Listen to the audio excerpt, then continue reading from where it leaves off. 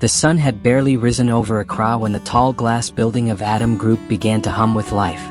Workers walked in with purpose, security men greeted with nods, and cleaners quietly swept the tiled floors before the executives arrived.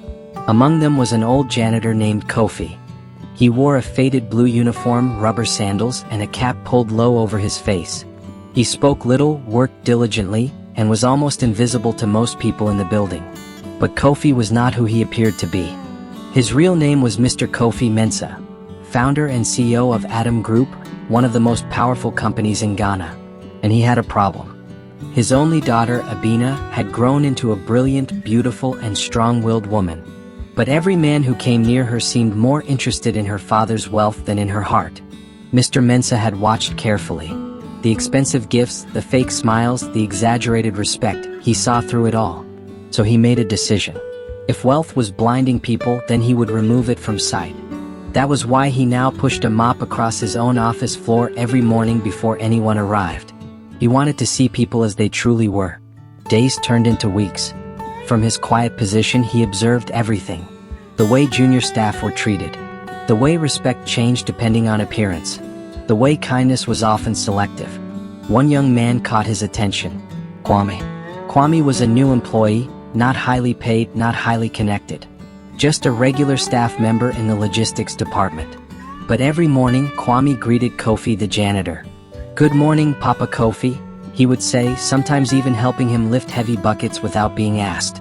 When others ignored the janitor, Kwame did not. When others complained about small inconveniences, Kwame worked quietly.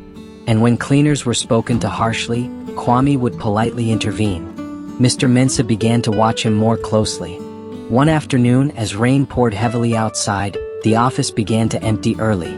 Kofi pretended to struggle with a leaking roof in one corner of the building. Kwame, already dressed to leave, stopped. "Let me help you, Papa," he said, placing his bag aside. Together they worked to contain the leak, getting soaked in the process. Kofi looked at him carefully. "Why do you help me?" he asked. Kwame shrugged. "You remind me of my father. And besides, work is work. A man deserves respect, no matter his uniform." Kofi said nothing, but his heart settled. That evening, Mr. Mensah returned home, deep in thought. His daughter Abena sat across from him at dinner. "You're thinking again," she said. "I have found someone," he replied. Abena sighed. "Father, please. Not another businessman." "This one is not rich," he said calmly. She paused. "Then why him?" Mr. Mensah smiled slightly. "Because when he thinks no one is watching, he is still a good man." Days later, Abena was introduced to Kwame under normal circumstances, not as a test, but as a meeting.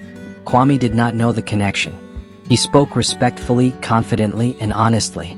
He did not try to impress. He did not pretend. And Abena noticed. Their conversations grew. Simple at first, then deeper. About life. About struggles. About dreams beyond money. Meanwhile, Kofi the janitor continued to observe silently. Until one day the truth revealed itself.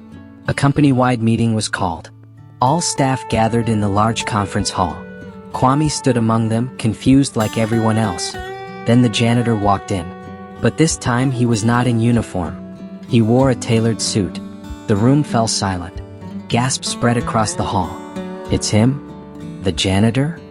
"No, that's the CEO." Mr. Mensah stepped forward. "For months," he began, "I have walked among you unseen." Murmurs filled the room. "I wanted to know something simple, how we treat people who can do nothing for us."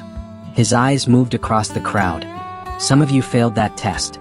The room grew still. Then he turned to Kwame. "But one of you did not." Kwame stood frozen. "Kwame," Mr. Mensah continued, "you showed respect without knowing who I was. You showed kindness without expecting reward." He paused.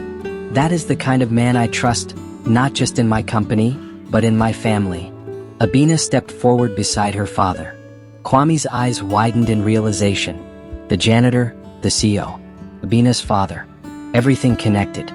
"I did not choose you because you are perfect," Mr. Mensah said. "I chose you because your character does not change with opportunity." The room was silent. Kwame took a breath. "Sir, I didn't know." Mr. Mensah raised a hand. "That is exactly why you passed. Abena smiled gently at Kwame, and for the first time he understood that this was never about wealth. It was about truth.